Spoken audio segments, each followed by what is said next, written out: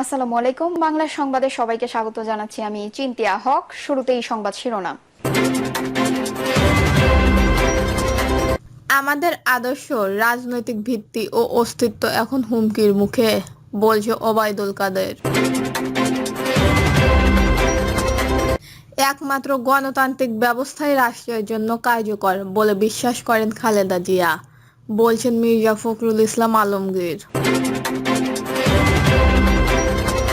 জানাবো, আসিফের মন্ত্রণালয়কে দুর্নীতিগ্রস্ত উল্লেখ করে কঠোর সমালোচনা ইশরাকের। এবং সর্বশেষ জানাবো, ফের ডিসেম্বরের মধ্যেই নির্বাচন চাইল জাতীয়তাবাদী সমমনা জোট। শুনছিলেন সংবাদ শিরোনাম, এবারে বিস্তারিত।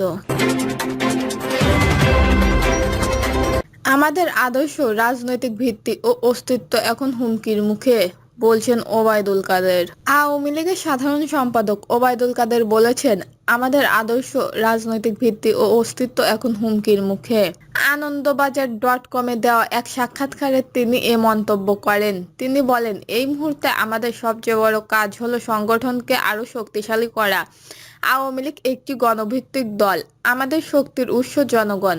তাই দলকে মজবুত করার কাজ আমরা চালিয়ে যাচ্ছি।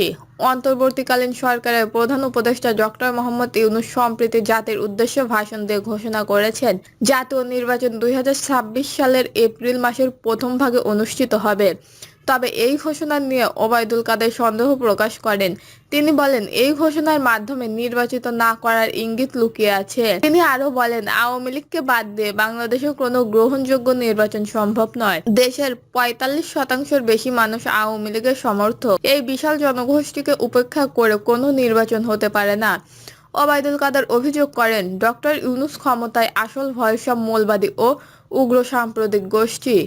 জামায়াত ইসলামীর ঘোষণার সঙ্গে তার নির্ধারিত নির্বাচনের সময়সূচির মিল স্পষ্টভাবেই বোঝা যাচ্ছে। শেখ হাসিনা দেশে ফেরার বিষয়ে জানতে চাইলে তিনি বলেন, তিনি এখনো দলের সঙ্গে নিয়মিত যোগাযোগ রাখছেন, প্রতিদিন নেতাকর্মীদের সঙ্গে কথা বলছেন, তাদের অনুপ্রেরিত করছেন। আমি বিকেলে তার সঙ্গে কথা বলবো। আল্লাহর রহমতে তিনি সুস্থ আছেন। তিনি আরো বলেন, শেখ হাসিনা নিজেই বলেছেন তিনি দেশের জন্য ফিরে আসবেন এবং যারা তার বিরুদ্ধে ষড়যন্ত্র করেছেন তাদের শাস্তি হবে। তবে তিনি কবে ফিরবেন তা এখনো বলা সম্ভব নয়। সবকিছু নির্ভর করছে দেশের রাজনৈতিক পরিস্থিতি, জনগণের মনোভাব এবং আন্তর্জাতিক প্রেক্ষাপটের উপর। বিএনপি ইতিমধ্যেই নির্বাচনের ঘোষণার সমালোচনা করেছেন। দলটির নেতা সালাউদ্দিন আহমেদ বলেছেন, নির্বাচন জানুয়ারিতেই হতে পারত। তার মতে, নির্বাচন বিলম্ব হওয়া জনগণের প্রত্যাশা পূরণ হয়নি। একমাত্র গণতান্ত্রিক ব্যবস্থাই রাষ্ট্রের জন্য কার্যকর বলে বিশ্বাস করেন খালেদা জিয়া, বলছে মির্জা ফখরুল ইসলাম আলমগীর। একমাত্র গণতান্ত্রিক ব্যবস্থা রাষ্ট্রের জন্য কার্যকর, এমনটাই বিশ্বাস করেন বিএনপির চেয়ারপারসন বেগম খালেদা জিয়া।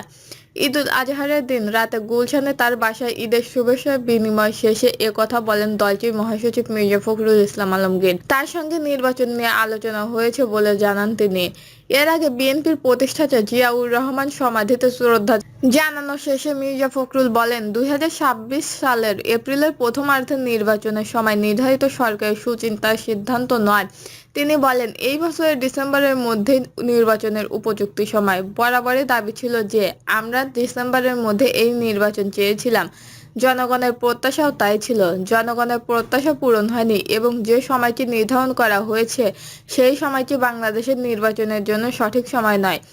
আমরা মনে করি ডিসেম্বরে নির্বাচন হওয়া সম্ভব এবং সেটাই জাতির জন্য সবচেয়ে উপযোগী হবে। গণতন্ত্রের প্রতি তার যে অবিচল আস্থা, সেই আস্থা তিনি সবসময় প্রকাশ করেন এবং তার প্রতিটি কথার মধ্যে আমরা সেই বিষয়টা দেখতে পাচ্ছি। তিনি যে বিশ্বাস করেন যে গণতান্ত্রিক ব্যবস্থা ছাড়া কোনো ব্যবস্থাই ঠিক সেইভাবে রাষ্ট্রের উপকার করতে পারে না।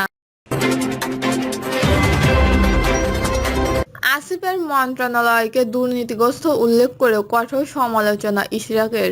ঢাকা মহানগরের স্থানীয় সরকার ব্যবস্থায় বহিরাগত উপদেষ্টা ও প্রশাসন নিয়োগ দেওয়া হয়েছে এমন অভিযোগ তুলে কঠোর সমালোচনা করেছে ঢাকা দক্ষিণ সিটি কর্পোরেশনের সাবেক মেয়র প্রার্থী ও বিএনপি নেতা ইঞ্জিনিয়ার ইশরাক হোসেন। ফেসবুক পোস্টে ইশরাক বলেন, ঢাকা সিটি কর্পোরেশন ও উত্তর দক্ষিণ থেকে বহিরাগত উপদেষ্টা ও প্রশাসন মুক্ত করতে ঢাকা নগরবাসী ও ভোটারদের এগিয়ে আসতে হবে। বর্তমান সময়ে সময় অন্যতম বিতর্কিত ও দুর্নীতিগ্রস্ত এলজিআরডি মন্ত্রণালয়ের প্রয়োজনীয় সংশোধন না করা পর্যন্ত এদের কালো থাবা থেকে ঢাকা সিটি কর্পোরেশনকে মুক্ত করতে হবে, এর মধ্যে দিয়ে গণতন্ত্রের পূর্ণ উত্থান ও জনগণের ভোটাধিকার। তিনি আরও অভিযোগ করেন, ওয়ার্ডে ওয়ার্ডে সেটআপ দেওয়া হচ্ছে, জনরোষ পড়ে নিজ জেলায় যাওয়ার সুযোগ নেই দেখে ঢাকার একটি আসনে হাসিনার মতো ভোট ডাকাতেই সেটআপ দেওয়া হচ্ছে, সেই জন্য নির্বাচন পিছিয়ে দেওয়া হচ্ছে। তিনি আরও উল্লেখ করেন, টেন্ডার ও বদলির নামে চলছে সীমাহীন লুটপাট। শেখ হাসিনা সরকারের দুর্নীতির সঙ্গে পাল্লা দিয়ে এগোচ্ছে এ মন্ত্রণালয়। প্রসঙ্গ, ২০২৪ সালের ৫ আগস্ট গণঅভ্যুত্থানে আওয়ামী লীগ সরকার পতনের পর দেশের সব সিটি কর্পোরেশন মেয়রদের অপসারণ করা হয়। এরপর থেকে ঢাকা দক্ষিণ সিটি কর্পোরেশনের প্রশাসক হিসেবে দায়িত্ব পালন করে আসছিল অতিরিক্ত সচিব শাহজাহান মিয়া। এর মধ্যে চলতি বছরের ২৭শে মার্চ ইশরাকের করা মামলার রায় দেয় ঢাকার প্রথম যুগ্ম জেলা জজ ও নির্বাহী ট্রাইব্যুনাল। এই রায়ে তাপসকে বিজয়ী ঘোষণার ফল বাতিল করে ইশরাককে ঢাকা দক্ষিণ সিটি কর্পোরেশনের মেয়র ঘোষণা করা হয়। আদালতের রায়ে ২৭শে এপ্রিল গেজেট প্রকাশ করে নির্বাচন কমিশন। পরে শপথ পড়ানোর দাবিতে নগর ভবন আটকে টানা কর্মসূচি পালন করা হয়। ফের ডিসেম্বরের মধ্যে নির্বাচন চাইল জাতীয়তাবাদী সমমনা জোট। চলতি বছরের ডিসেম্বরের মধ্যে ত্রয়োদশ জাতীয় সংসদ নির্বাচন অনুষ্ঠানের দাবি পূর্ণ ব্যক্ত করেছে ফ্যাসিস্ট বিরোধী যুগপৎ আন্দোলনের অন্যতম শরিক জাতীয়তাবাদী সমমনা জোট। বিবৃতিতে বলা হয়, অন্তর্বর্তীকালীন সরকারের প্রধান উপদেষ্টা অধ্যাপক ডক্টর মোহাম্মদ ইউনূস শুক্রবার সন্ধ্যায় জাতির উদ্দেশ্যে ভাষণ দেন। সেখানে তিনি বলেন, আগামী জাতীয় সংসদ নির্বাচন আগামী বছরের এপ্রিল মাসের প্রথমার্ধে যে কোনো দিন অনুষ্ঠিত হবে। বিবৃতিতে সমমনা জোটের শীর্ষ নেতারা বলেন, আমরা মনে করি রমজান, মাধ্যমিক ও উচ্চ মাধ্যমিক ও সমপর্যায়ের পরীক্ষা এবং আবহাওয়া ইত্যাদি বিবেচনা জাতীয় নির্বাচনের জন্য ওই সময় উপযুক্ত নয়। এছাড়াও ডিসেম্বরের মধ্যে নির্বাচন অনুষ্ঠানও কেন সম্ভব নয়, এমন কোনো সুনির্দিষ্ট কারণ প্রধান উপদেষ্টার ভাষণে উল্লেখ করা হয়নি। অধিকন্তু দেশের গণতান্ত্রিককামী অধিকাংশই রাজনৈতিক দল ডিসেম্বরের মধ্যে নির্বাচন দাবি জানিয়েছিলেন। তাই আমরা আগামী ডিসেম্বরের মধ্যে জাতীয় নির্বাচনের অনুষ্ঠানের দাবি পূর্ণ ব্যক্ত করছি। তারা আরও বলেন, গণতন্ত্র পূর্ণ প্রতিষ্ঠা একটি অবাধ, সুষ্ঠু ও নিরপেক্ষ নির্বাচনের জন্য দেশের মানুষ গত প্রায় ১.৫ যুগ ধরে গুম, খুন, হামলা, মামলা, জেল, জুলুম, আহত ও নির্যাতন হয়ে অব্যাহত লড়াই চালিয়ে গেছে। স্বৈরাচারের পতনের পর পরিবর্তিত পরিস্থিতিতে তারা এখন ভোট দিতে উন্মুখ রয়েছে। তাই সরকারকে বলবো, গণতন্ত্রকামী রাজনৈতিক দলগুলোর দাবি এবং দেশের সার্বিক পরিস্থিতি বিবেচনা নিয়ে আপনারা জাতীয় নির্বাচনের সময়সীমা বিষয়টি পূর্ণ বিবেচনা করুন এবং নির্বাচনকে অহেতুক প্রলম্বিত না করে জন আকাঙ্ক্ষা অনুযায়ী আগামী ডিসেম্বরের মধ্যে জাতীয় নির্বাচনের অনুষ্ঠানের লক্ষ্যে দ্রুততম সময়ে নির্দিষ্ট রোডম্যাপ ঘোষণা করুন।